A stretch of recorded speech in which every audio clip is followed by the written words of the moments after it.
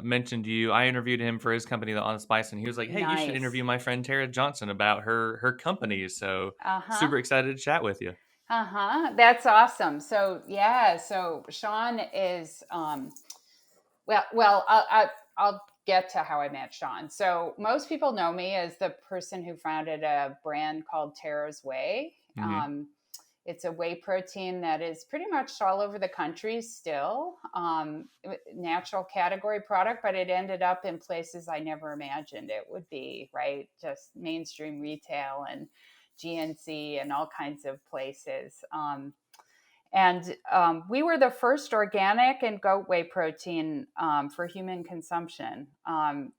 That didn't exist before because we needed to have a factory where we could process the whey, and it needed to be able to kept separate, right? And Hmm. typically whey plants are these huge bolt-ons to giant cheese plants, so they couldn't shut one of those down and run a little bit of organic whey and clean it and then start it up again. So there was no way to do it. So I was the crazy person who did that. I had to raise $14 million before I had a single sale because I had to build a factory. Hmm. um, Very automated. Whey protein making is very automated. We closed on all that money. The joke at the time was we were the last deal before the first Great Recession happened. So 2008, 2009, we opened the plant in early 2009, right in the middle of that recession. And had a crazy ride, right? Like because of the recession, it was a very rocky startup, but we got traction. We pivoted a lot. We ended up shipping bulk product to infant formula companies, and Mm. then we launched our brand. We always intended to have one, but we did it much faster because if nobody else was going to take our way and launch a brand with it, we might as well be the ones, right? But I hadn't raised enough equity to support that, so I had to raise another million in the middle of the recession, which I did. Whole Foods took us nationally, um, almost nationally right out of the gate, so it was pretty unusual. That's why I needed another $1 million. Yeah, I can um, imagine. and Yeah, no, and fast forward to 2012, we started. The plant was booked for a year. We were totally full, and people were approaching us about acquiring us. And we exited in a sale to a public company in 2013. So it was incredibly fast.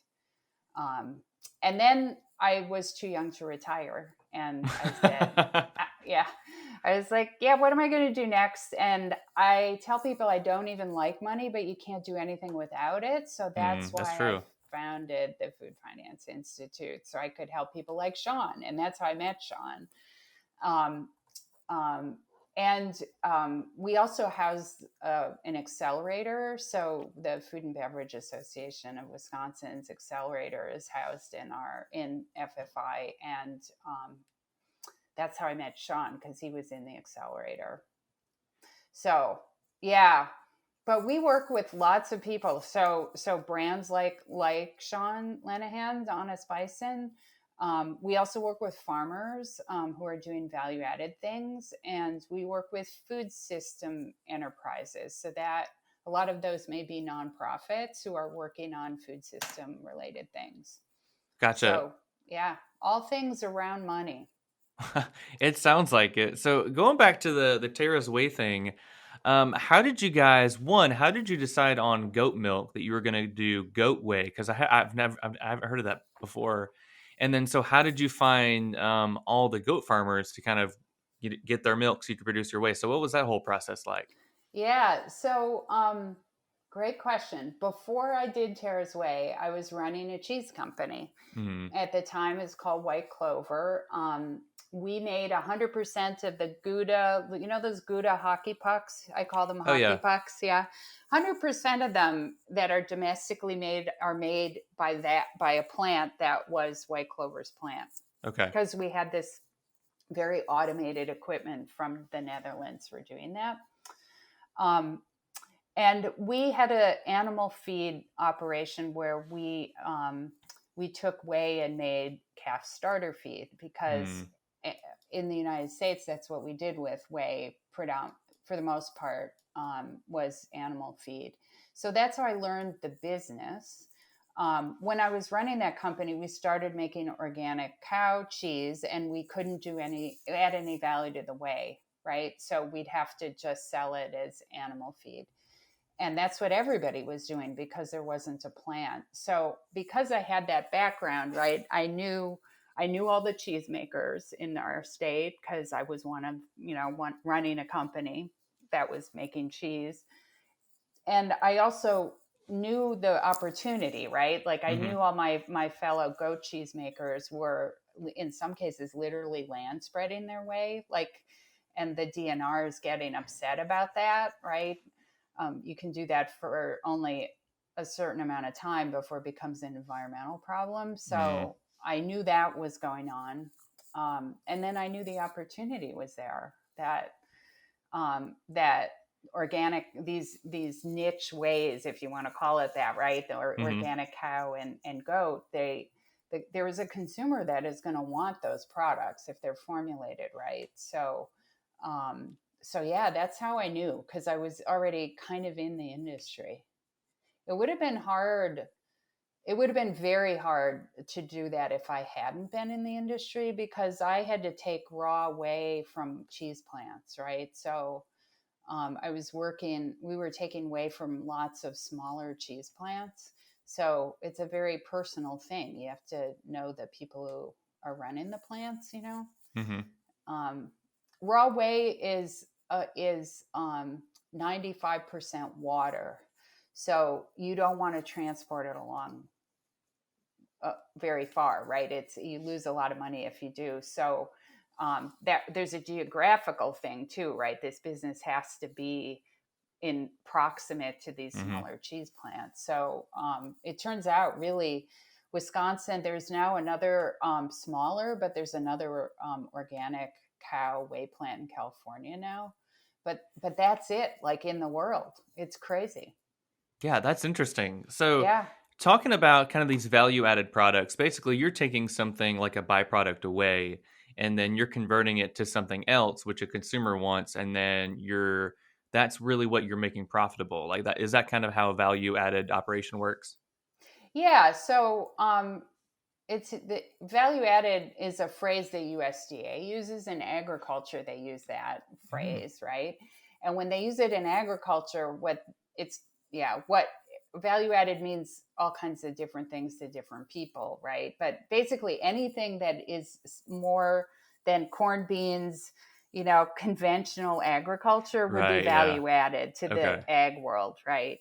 Um, in the food processing world, I mean, you could call it upcycling. You could call it, Mm. right. There are a lot of ways to describe taking raw whey, which is a byproduct of making cheese, and then making it into a value added product. And what we did, that was, not only did we bring these alternative ways to the marketplace, but we formulated and we went to market in a way that was very different. At the time, whey protein was a product for the bodybuilder community in our Hmm. country. There was a long curative tradition for whey in Europe because the amino acids are really good for your body, right? And that helps bodybuilders recover from, they call it ripping their muscles, right? Like, you rip your muscles, you have whey, you recover faster because of the amino acids. But that's true for anybody, right? If you are recovering from surgery, um, if you just want to eat a healthier diet, right? So we went to market Tera's Way. The brand was designed for the health and wellness market. It was not designed for the bodybuilder market. So it had still does, a very short ingredient deck, all pronounceable natural ingredients. And at the time, that didn't exist in the marketplace. So we really added value in another way, right? By creating a whole new category for the product at the Hmm. time. Yeah. That's And it's awesome. funny because now that is the dominant category, right? It's, fast forward, what, 11 years. That's now the category. So Yeah, it's interesting. it seems like y'all were kind of ahead of the curve then, it seems like. Oh, yeah. Yeah, we definitely were. Yeah. So, what were some of the biggest lessons you learned while you were trying to make that company? I mean, just kind of adapting to the current market, or what all was there? Well, so I would say that,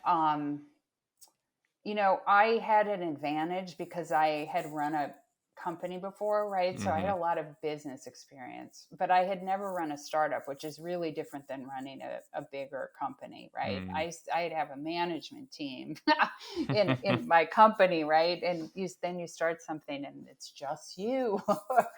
um, anyway, so biggest lessons, the ability to be nimble in the beginning is so important because Mm. no matter what, I mean, yes, we got buffeted by the recession and that's a big thing, but if it wasn't the recession, it would have been something else, right? Like, and now with COVID, everybody's had to do that. So yeah, well, the world is increasingly variable, and resilience is flexibility. And all the I think it's true for any business now, but it's definitely true for startups. And then the other piece is I learned a ton about money when I did this, and as I said, I'm not money would. I'm not motivated by money. Actually, I'm motivated by making a difference in the world. Hmm. But I couldn't have made the difference I made without the money, right? And everybody says this, but I'll say it again. It's going to take more money than you think to start your business. Pretty much everybody, when they get going, realizes that. And the sooner you can get your head around how much it's really going to cost, the better. Like, yeah, even if the number's ugly. Yeah. Because I find that, you know, what's amazing about that is if you really spend the time to figure it out, you can get the money, which is a really interesting thing. You come as um, entrepreneurs have this scarcity mentality about money a lot because you're starting and you're not generating a lot of sales yet, Hmm. and right, you're not like swimming in cash by a Yeah. long shot, right? And Hmm. so you're kind of like, oh, but I can't do that, or that won't work, and nobody's going to give me that. But if you have a good plan and you talk to the right people, they will fund you. Um, so yeah, I just encourage people to get realistic. The numbers probably ugly. Get a good solid plan together and work with people to help you to raise the money because you probably will be able to. That's a good point. If you fail to plan, you're planning to fail, basically. And I mean, kind of what you were saying earlier. Like, if you want to make a difference in the world, that's amazing. But if you don't have the finances to do it, it's going to be really difficult. And I'm learning that because we just turned Farm Traveler into an LLC just to kind of see how it would go. And it's been fun learning Uh-huh. off the whole business side of it and stuff. And so it's interesting. That's for sure. That's pretty much all I can say as of now. Yeah. Yeah. Yeah, no, it is. It doesn't matter if you're making food or doing a podcast show or whatever it is you're doing. There's this process, right, of becoming a real business and trying to get it to the place where it generates, net income that is positive, right? Hmm. It's a journey for all entrepreneurs to do that. Yeah. Yeah, absolutely. So going on with your new thing, the Food Finance Institute, which I read the website's really cool. It's all about being profitable in food, beverages, and value added ag businesses. So you kind of talked about that kind of your inspiration, but what are you doing with that now, and kind of what's the response been like from people that are using the institute? Yeah. So, when I started it, I'm a hopeless entrepreneur. I came to the university and then I said, I'd really like to start a food finance institute after I sold the company. And they were like, huh, what's that? And I said, well, I'm starting to work doing consulting work. So I started by doing consulting work myself, right? Mhm. Just helping people raise money. And what I realized was there was almost an infinite need for the work I was doing, because in food, actually, it's not that hard to get started. I mean, it's hard, but you can use this shared use kitchen, right, for some of these startup-y kind of things. Maybe you're a farmer and you can start a CSA and you don't need to raise a lot of money, something like that, right? But then you get to this place, year one, year two, where you realize you have to bring money in from the outside to grow. Like you Mhm. can't do this anymore. And that's where people get stuck, and a lot of business failures happen in food and ag at that stage. So that's why there's just a lot of demand for what we did, and or what I was doing myself. So I decided that instead of cloning myself, or having an army of consultants, right, I would take some approaches and develop um, some approaches. I'll use that, educational and sort of things that they're training, but they blur with consulting. So I've created a boot camp. Mhm.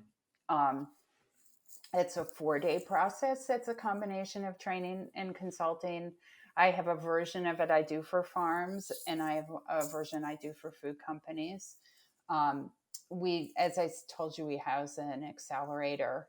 Um, we're launching more and more digital curriculum all the time, so, and I have a podcast myself called Edible Alpha.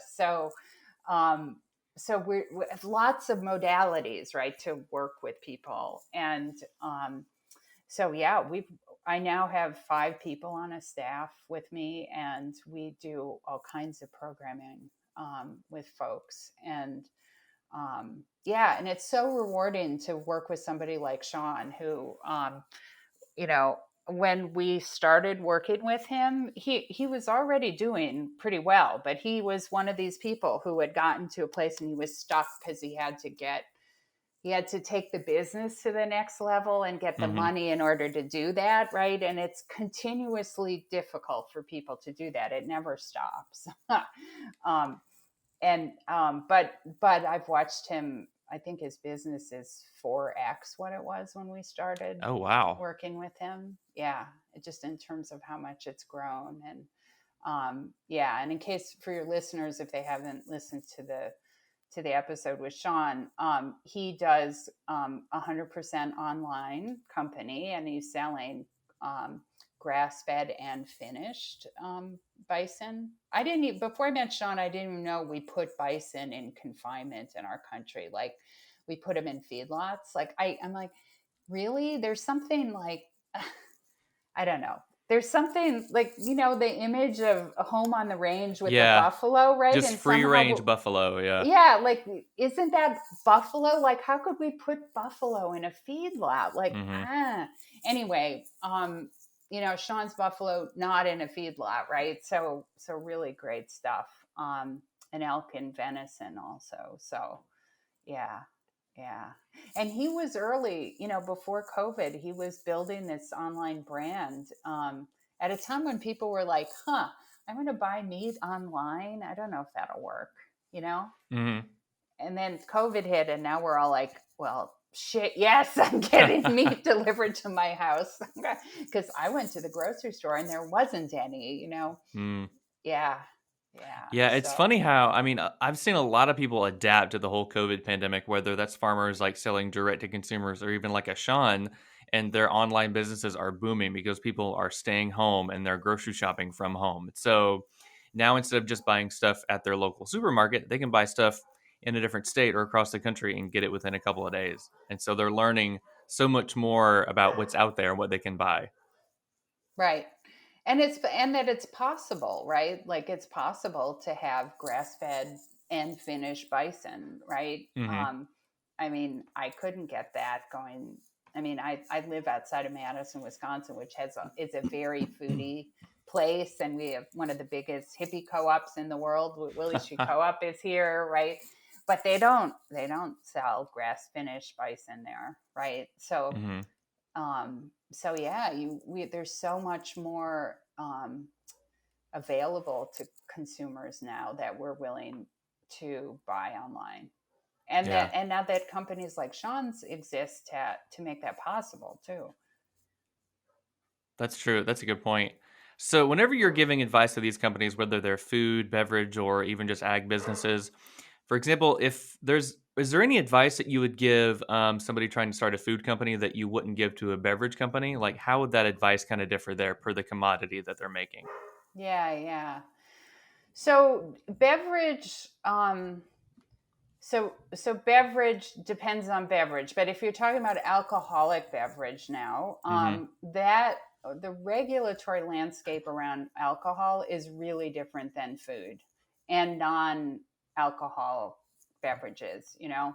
So because of that, that kind of drives so much about what is possible. So I'll give you an example. We've worked in the past with a brand called Mobcraft, and Mobcraft is a microbrewer, a craft brewer, and we helped them raise the money to build out a 30,000. What is that? The unit of measurement is barrels, right? Like Hmm. 30,000 barrel. So a fairly big brewery and a tap room in Milwaukee. We were helping them raise the money to do that. What they do that's unique is that they run a contest every month online. The mob, so they open it up and they run a contest. People submit their favorite wacky beer ideas, Hmm. and whichever idea gets the most votes, they make and they ship to the people who submitted.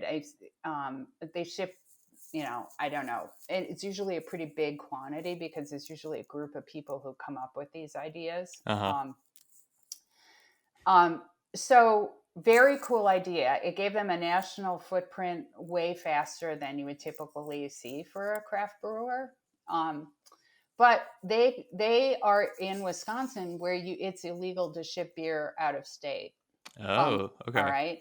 So regulation is in alcohol, and then every state has different rules about regulatory stuff about shipping beer. Some places you can ship, some places you can't. And it's often exclusive distribution. So a distributor buys the right to distribute your product from you, which Mm. would never happen in food, Hmm. right? So Henry, because of the whole mob craft contest thing and getting this national platform, he made it to Shark Tank when he was raising money for his plant.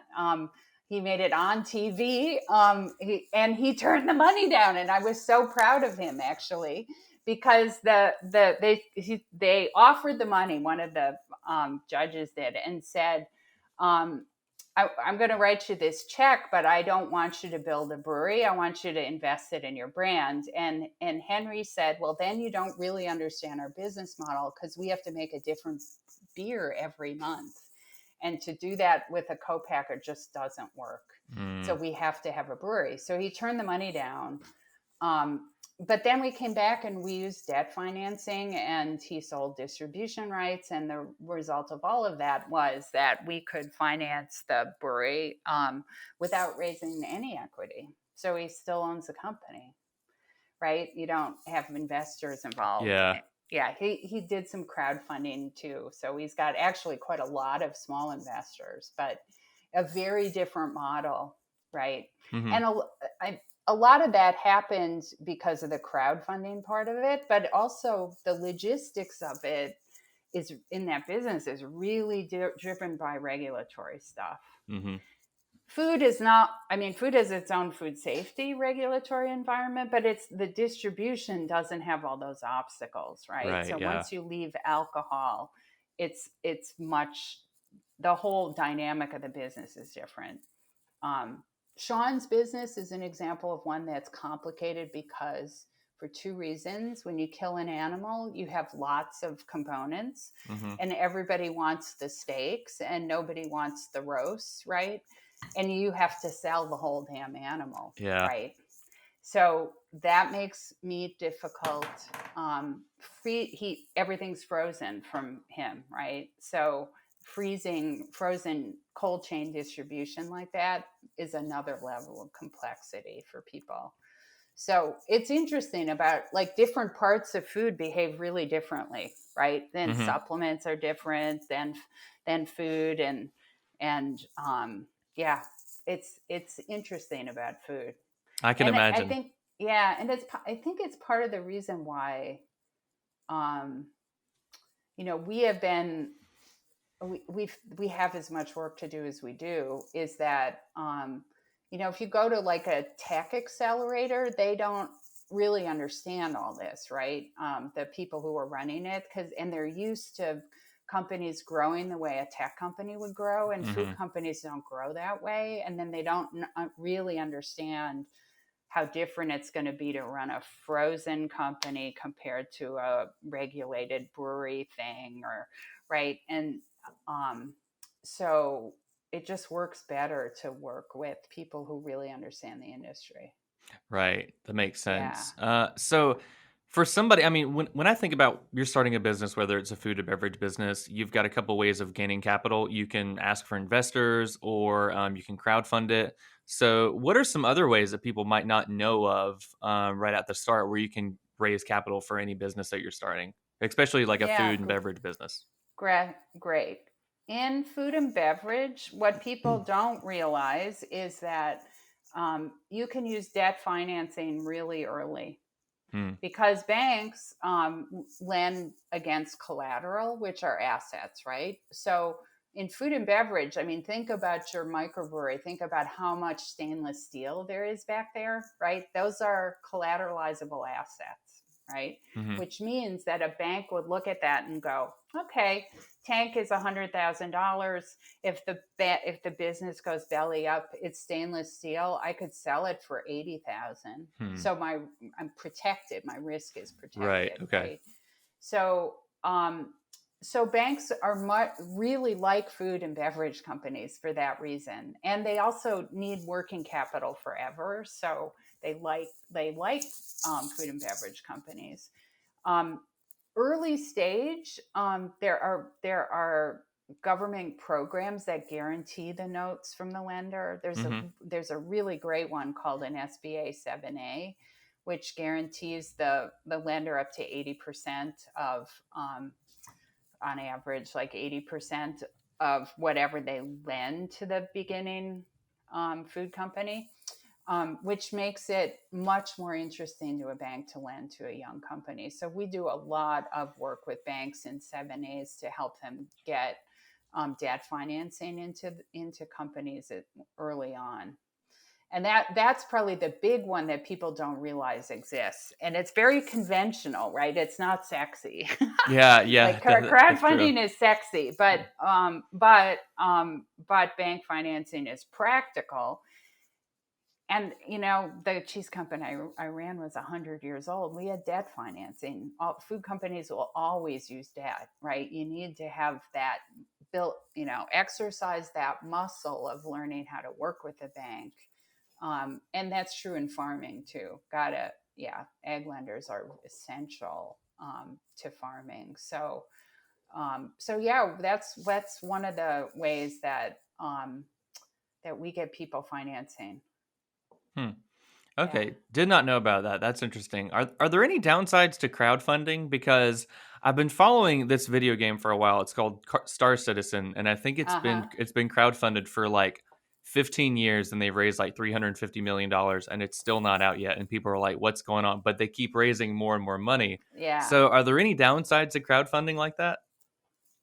Yeah, it's an interesting thing. So, I one I think it's really important to think about the whole trajectory of a company when you're thinking about money. And Hmm. I say that in relationship to crowdfunding, because if you use crowdfunding really early on, so say you have 100 investors or more than that, it sounds really exciting, right? Except that the next phase, you need a private equity fund or somebody to come in, or a venture capital fund or somebody to come in next.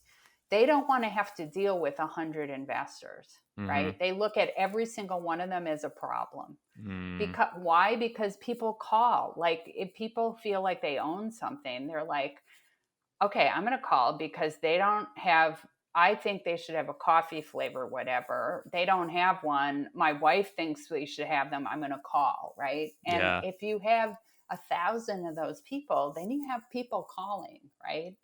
And you have to produce these quarterly reports and which generate people calling you. So the next phase of money that looks at that and says, oh my God, I don't want to have to deal with all that, so we're not going to invest, right? Mm-hmm. um, so if you want to be kind of like a local brand that doesn't really want to have that next level, then crowdfunding could be really great because now you got 1,000 fans who put money into your business and they're going to come to your tap room and or they're going to play on the game, right? Because Mm-hmm. the 350 million came from thousands of people. So it's kind of building a customer base at the same time. Yeah. And I guess the other thing I would say is with your scenario, the thing about crowdfunding is you get a lot of noise to deal with, right? Of people calling because they don't Right. Yeah. the right coffee flavor thing. If you have five experienced investors, they would not let you go for 15 years without releasing a product, Right. right? Like Mm-hmm. they would have pulled the plug on management a long time ago, which you don't have a mechanism as a investor in crowdfunding. You don't really, usually you don't have any voting rights at all, right? All you can do is make noise and be annoying, the squeaky wheel, but you don't have any governance rights, Right. That right? makes sense. Yeah. Yeah, that's very interesting. Yeah, I've been watching it, and they'll do these projects every now and then where they'll try to crowdfund more and more. And it's something like if you invest like $20,000 or something, you get a ship in the game, which is very interesting. I can't imagine spending $20,000 in a game, but I understand you're investing in it, kind of. But I don't know. It's weird. It's weird. And I don't know. So in software and in games, like the whole dynamic of investment, like um there's sort of paradigms for investing that develop for sectors, right? Like Hmm. so I know I'm a biotech investor. I know that if I invest at this stage, I can expect that the following things are going to happen next, and if we hit, if this thing goes great, I'm going to get 100x what I put in. And if it doesn't go great, it's going to be 5x and it's going to take 15 years. Like, because over and over again, that's what investing is like Right. in Yeah. that category, right? Um, it's not like that in food. We have our own pattern, but it's different. And then games would be different, have their own pattern too, right? So I think um, crowdfunding is different enough because it doesn't have governance rights associated with it, that you don't the same guardrails aren't there to make those milestones happen in the way they are if it's more conventionally funded. So good news and bad news about it, right? Yeah, yeah, absolutely. It seems like it gives kind of leadership of the company a little bit more freedom, but the investors don't really have that much of a say so kind of in how their investments are managed. So That's totally true, which could be good or bad yeah. depending on what management does, right? Hmm. And yeah, it's an interesting thing. And then whether it's worth, I don't know, but I'm not a gaming investor. I don't know, is it a good deal to put Hmm. $20,000 into a game or not, right? Like maybe that's a good deal. I don't Yeah. know, right? You have to know the industry, right, in order to know whether the investment is right. And then with this layer of the crowdfunding and what it does with management and how management is behaving, right? Hmm. Yeah. I mean, usually I I I don't know. Well, Amazon is a great example of a company that went public before it ever made any money, and people kept investing in it.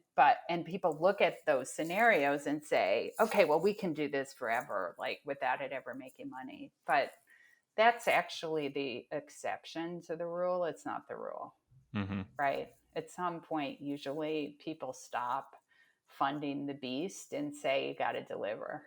Yeah, that makes sense. At some point, you've got to start getting a return on your investment, and if not, it might be time to pull the plug. Yeah. Yeah. That's funny. That's Yeah. cool. So let's talk about your podcast. You're also a podcaster. You've got the Edible Alpha podcast, and you've got a lot of really cool guests and subjects on there. You've talked about like selling things on Amazon, the pandemic boom, dairy cattle grazing, stuff like that. So, and you mentioned it before, kind of the learning modalities. So, what was the inspiration behind the podcast to kind of reach that niche of people that only listen to podcasts and want to listen to it whenever they want to? So, what was the whole inspiration behind that? Yeah. So, my joke about this is I'm kind of an old person, and so it was my staff who said you should have a podcast, Hmm. right? And I'm like, podcast. What what can I do with a podcast? And then my kids are millennials, so I talked to all my kids who Mm, it turned out they all listen to podcasts. And then I was like, this is how another generation is learning, right? And hmm. I did this in the university because I want to make the knowledge accessible to people. I don't want it to be exclusive for people who can afford it to buy, the fancy consultant, right? So I looked at that and thought, this is a really great way. It's a new delivery modality basically for I can make it into a delivery modality for education. And so that was the spirit behind Edible Alpha. And then um, we use it that way too. So it's a podcast and people listen to it a lot. Like I don't know, I haven't looked recently, but we're probably at 42,000 cumulative downloads. Wow, that's Somewhere, awesome. somewhere around between 40 and I know we're above 40 as of a couple months ago. So Hmm. that means we're probably pushing 45, something like that, which is a lot, right? People use this a lot, and I embedded into because I do boot camps and other kinds of experiential stuff. It's embedded in that as because I don't have there's no textbook for what I do, so Hmm. the podcasts in a way become a textbook for it.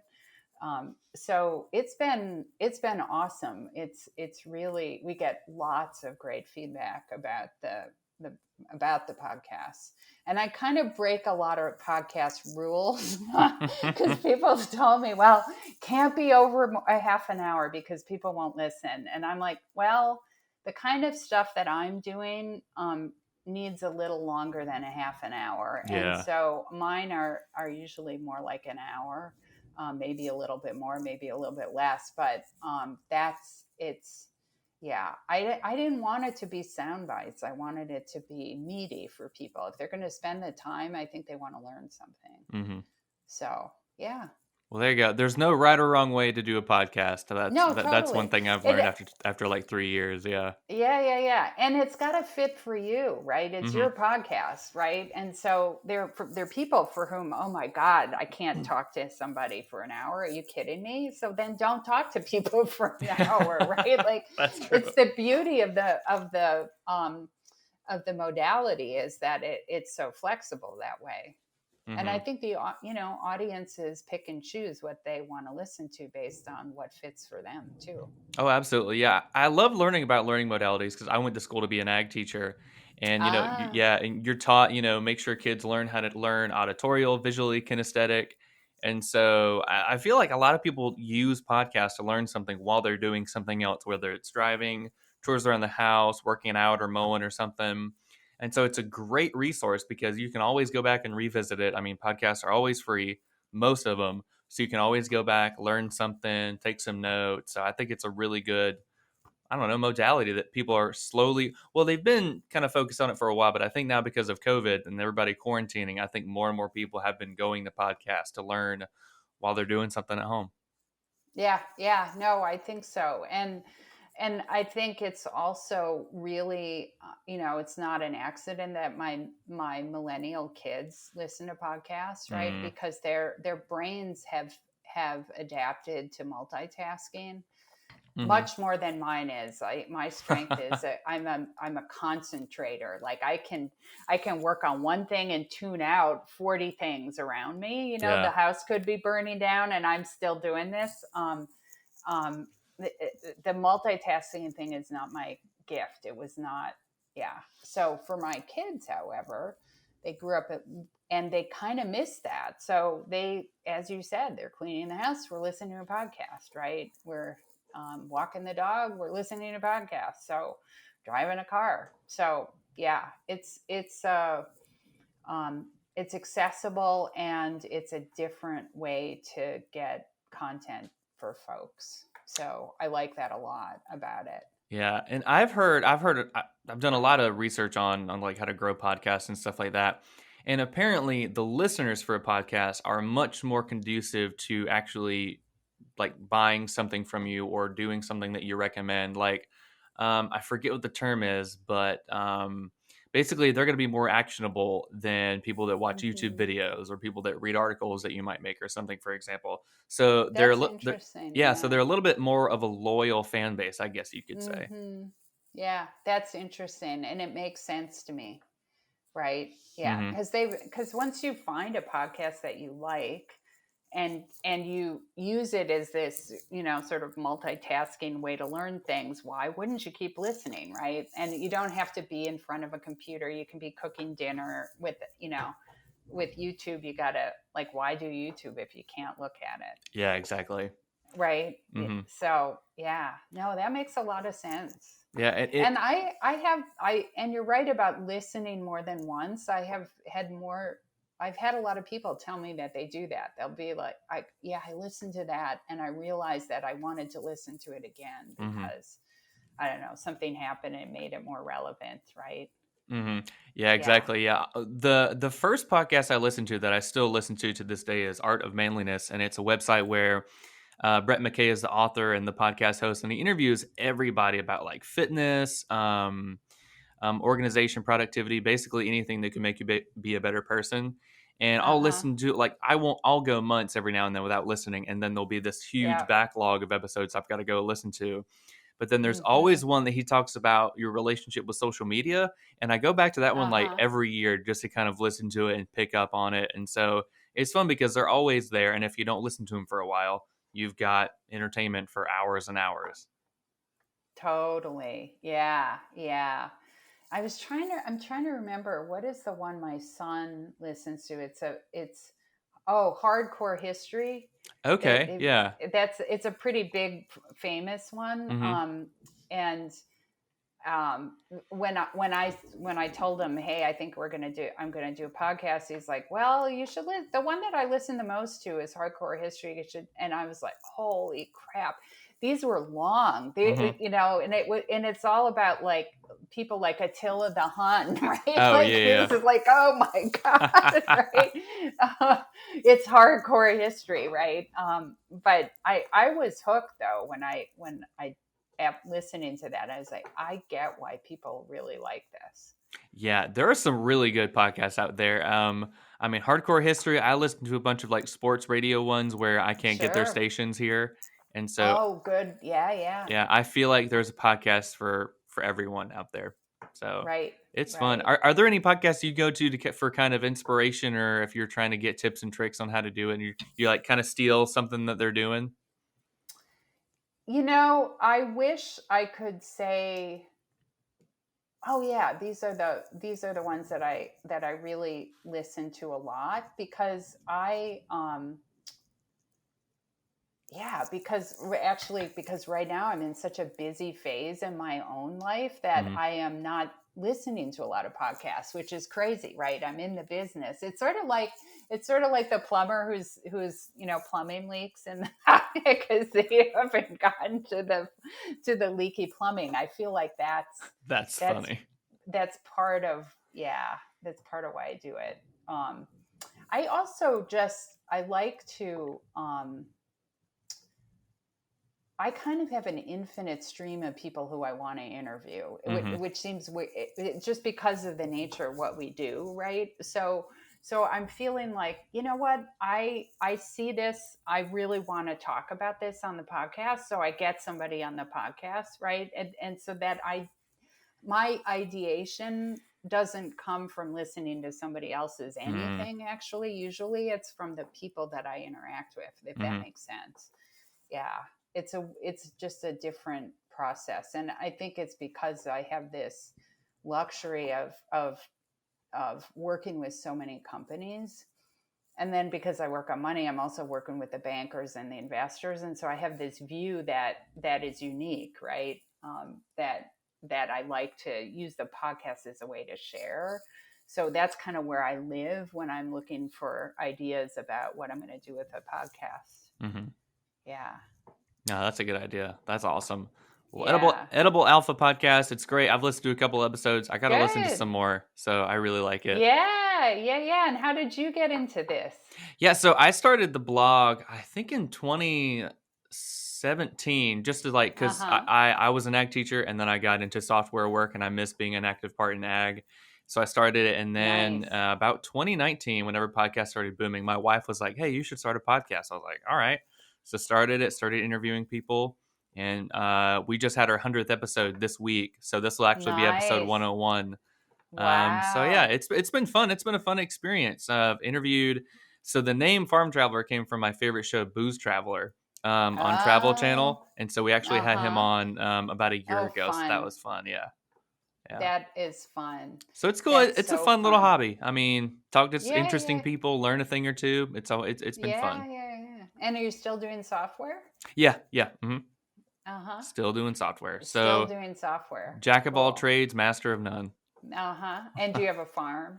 No, I don't. We live on about 2 acres in the city. I want to farm one day. That's the goal. We want to raise some That's the goats, goal. kind of going Uh back to huh. your goat way. So yeah, that's the Yep. one day. One day we'll get there. Uh huh. That's awesome. Hmm. What I tell people who want to have a farm is it's a 10-year process to get a farm because it's usually really expensive to buy a farm. Yeah, So you want to plan way ahead of time. that's a good idea. Yeah, we need to start planning. We eventually, because we just bought this house, I think like 4 or 5 months ago.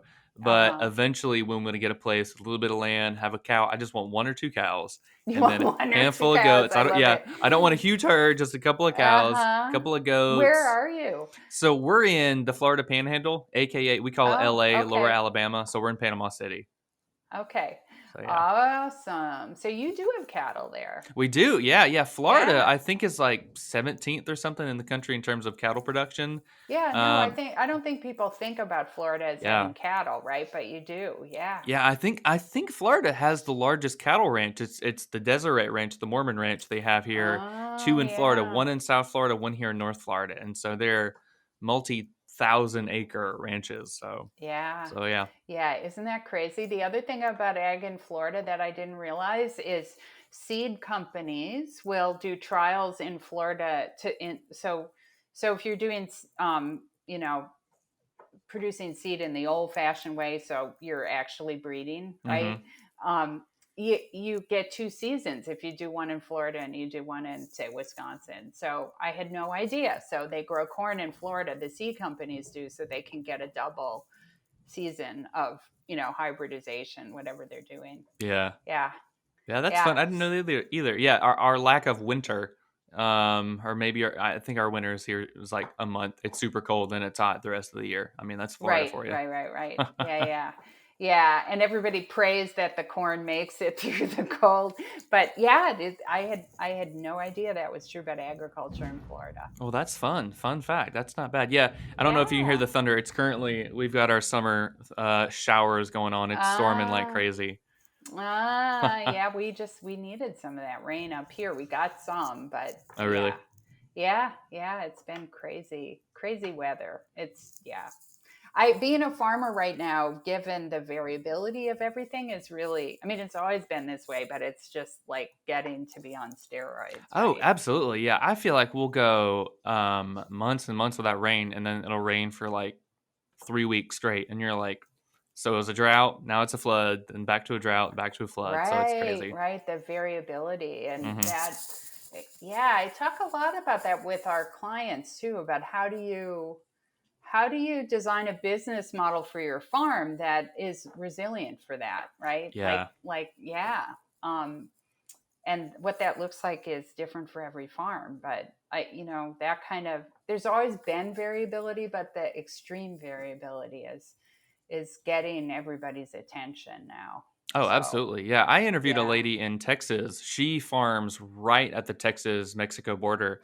And, Wow. in Texas, they had that huge winter storm. And so their crops were just Yeah. completely wiped out. And she was like, we've never Oh, experienced something like this. So, I yeah. mean, sometimes you just can't plan for what's going to happen. So it's Yeah. crazy. You never know. Yeah, no, but but now we have to, right? Like Oh, it yeah. was in, I had um, this often doesn't happen because we tend to work with people who are already in business, but I was involved in with somebody who was being very planful, and this was pre having their farm. Hmm. What are we going to do with our farm kind of planning?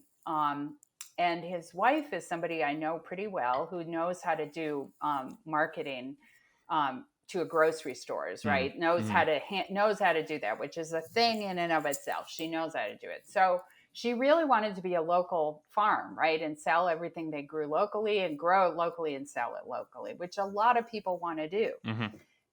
And this was, oh God, 7 6 7 years ago, and I was in their planning meeting with a bunch of people, and I said, with climate change and climate variability, it's really risky what you are just describing, Hmm. because you're building out.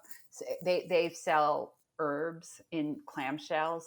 Okay, you get shelf space, they put your brand in there, and then you don't have any product in the winter, so they take it out. Well, whose brand is going to go in? Somebody else is going to go in, and then are they going to bring you back? Hmm. Right, like you never want to give up shelf space when you have it. Yeah. It's kind of one thing. And then what happens if we have a drought? You will have no sales of anything, right? Is this so we talked, and they came up with this strategy of working with a really values aligned farm that actually is in a temperate place, not a temperate, warm place. So they have crop availability all winter, Hmm. and completely different climate zone, right? So it's not all at risk. Your whole business as a farmer isn't at risk Hmm. because of variability. And that ended up helping him um, in a number of situations already. Really. Like we were sort of thinking that this is like the 20-year 40-year strategy, right, to have this farm for your kids, and it's already helping. Hmm. So it's an interesting thing for us all to be thinking about, right? Oh, absolutely. Yeah. That's Yeah, interesting. yeah. And how do you handle water on your farm? Right around here, our climate change in the upper Midwest is going to be too much water, not too Mm. little water. Hmm. So thinking about how we're going to handle water, because there are things that you can do to better handle water on your site, make sure it infiltrates better, Right. Yeah. that kind of stuff. That Yeah, 5 years ago nobody wanted to talk about that. Even 2 years ago, I think people started talking about it, right? Hmm. So it's yeah, that stuff is coming. It's getting there. It's crazy. Yeah, It's it been is. fun. I mean, It is. it's funny watching everybody kind of adapt to it differently. Because I mean, farms here in Florida are doing stuff differently to fight climate change, just like places in Wisconsin, California. Yeah. So it just kind of varies. Yeah, yeah. Depends where of course, like, and what climate change is going to mean for different regions is so different. I would imagine you're going to have more heat and more rain, actually, right? Hmm. That's what they're saying. Oh yeah, Yeah, yeah, absolutely. And yeah. it won't be. I mean, it'll be annoying here in Florida, but our sand is so, or our soil is so sandy, and Mm-hmm. so I mean, it'll be an issue, but we'll figure it out because I think a lot of the farms here grow like with strawberries or oranges, for example, they grow them like in not high tunnels, but in beds where they're already irrigated, so it's not like they depend Oh, much on the sure. rainfall. So, but we'll see how that Mm-hmm. goes. Mm-hmm. We will see. Yeah. The citrus thing, I there's the it's is it a virus? Have you talked to people about this? Yeah, I think it's a blight or something. And it's It's a blight. yeah. Yeah, that's some sort of virus or something. It's really catastrophic. It's Mhm. having catastrophic impacts in California. I don't know about Florida. Yeah, it's hit a lot of farms here in Florida too. I think mainly in California and Florida. I don't know the Mm-hmm. number, but I think it originated from China, I think. Mm-hmm. And yeah, there I think I just did a report on it a few weeks ago. Some university in Australia, I think they've come up with a variety that is resistant to the blight. And so I think Oh, they're doing good. trials here in the US to see if it Yeah. works in California and Florida. So we'll see. But Yeah. yeah, we hope Well, it doesn't that's wipe the it out. first good news I've heard Oh, really? about that. I had no idea, right? I was doing a boot camp in California and somebody came who was a citrus grower and it was like, yeah, we need to do something else with our farm because I don't know if citrus is going to even work in 5 years. I'm like, Hmm. oh my God. Yeah. Yeah, it's gotten bad. I mean, I don't know the numbers, but I mean, I've seen a lot of It's reports, a lot bad. of articles where they're talking about the Yeah. blight and stuff like this has happened before. I think 10, 15, 20 years ago, there was a similar blight that kind of came through and almost wiped out Mm, all of Central Florida citrus. wow. Yeah. Then the other weird thing I heard was that the trees, they were inoculating with, I think, antibiotics, Mm. Hmm. which is weird. Like maybe it's a bacterial thing that is behind the blight. And Yeah. anyway, um, at a time when we have problems with antibiotic resistance anyway, they were inoculating with huge amounts of antibiotics. Yeah. So, um, That's interesting. I haven't heard about that. yeah, Huh. yeah, no, I was like, that does not sound good Yeah. to me. Antibiotics But to trees. That's a whole other issue, I feel it's a like. whole right, Yeah. right. Doing a podcast like you do, you have infinite things to talk about. Oh, absolutely. Yeah. There's never a Well, shortage of topics. I'm gonna start listening to you Yeah, because please I do get it. to I would like appreciate it. Yeah. I'm gonna be the find a way to be a multitasker and start. Yeah, yeah, yeah, Hey, well, there you go. Yeah, yeah. we've interviewed people all over the U.S., Canada, Saudi Arabia, Australia, and I've learned Nice. no two farms are the same. So that's been fun. I interviewed one company. They're a dairy farm in the U.K. This is kind of a cool value added a little bit or value transition. Yeah. So they have a milk vending machine on site. So instead of sending that milk off, they just have it in Uh tanks, huh. and people in their community come up and they buy the milk, like Oh, just in the milk how vending machine. cool. So yeah, they're called Vine Farm Dairy, and so it's Van that was one of our Farm earlier Dairy. episodes, but that was Interesting. fun. Yeah, yeah, yeah. Yeah. That is a great idea, right? Hmm. Like how do you yeah, I don't know. Dairy is a whole we Oh, could do a whole yeah. episode on dairy Yeah, dairy's a and whole what's other happening. industry, it feels like. Well, and it's one that's near and dear to my heart, right? Like Yeah. I've been in the dairy industry for a long time and it's really sad to see what is going on Hmm. actually at the farm level. Yeah, a lot of It's farms going under, going bankrupt. farms Yeah. going bankrupt, COVID, farms dumping milk, farms losing their milk route and just closing Hmm. because the processors don't want their milk anymore and there isn't anybody else. And it's like the whole industry needs a remake. Yeah. It's just, yeah. And in the meantime, what is it that's driving consumers to these other milks? We have to be more innovative in the industry than we are, Hmm. right? I just saw some data that was something like the per capita. I was looking at it was like from the 80s till 2019, per capita consumption of fluid milk has gone down almost 40%. Oh, wow. I believe that. I mean, we've Yeah, got all these alternative forms of milk that people are going to and just trying, so I believe it. yeah, yeah. Cheese has gone up though quite a Really? bit. Cheese consumption has gone up quite a bit, and it's still less than Europeans eat per Huh. capita. Huh. So Okay. there's actually some hope in there. Yeah. Yeah, but there's what's going on with dairy is not fun. Mm. So I love the vending machine idea. That's awesome. Yeah, the vending machine was cool. I'd be excited to see someone here in the US try that. So Yeah, yeah. Well, Tara, yeah. this has been super fun chatting with you about the Food Institute, Edible Alpha, your podcast, all things. So if people want to find out more about food finance and Edible Alpha, where can they go to find all that good content? Awesome. So just go to our website, foodfinanceinstitute.org. And when you go to that website, it'll take you to Edible Alpha. You can go to Edible Alpha directly as well. It's at ediblealpha.org is its own website too. So either way works. Well, sweet. Well, Tara, thanks again. This has been a pleasure. We've talked about so much. I'll have to have you on sometime in the future, I and we'll know, we'll continue this seriously, we have a conversation. lot. Yeah, We have a and lot to talk about. yeah, and maybe we can talk about dairy or something. That'd be awesome. Yeah, yeah, yeah. I'd like that. Well, Awesome. Well, cool. good. Well, thank Thank you. you.